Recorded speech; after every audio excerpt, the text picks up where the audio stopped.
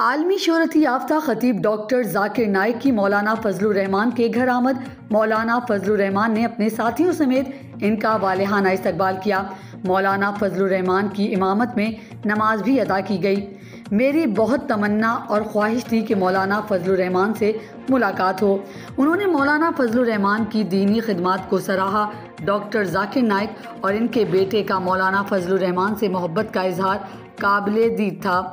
ज़ैनुल आबिदीन नाजिम नशर व अशात ज़िला गुजरात ने मीडिया से गुफ्तगू करते हुए कहा कि डॉक्टर जाकिर नाइक के दौरे पाकिस्तान का आगाज़ मौलाना फजलुर रहमान साहब से मुलाकात से करना हमारी जमीयत उलमा इस्लाम के लिए बहुत एजाज़ है और ये इस बात का सबूत है कि मौलाना फजलुर रहमान साहब एक आलमी रहनुमा हैं।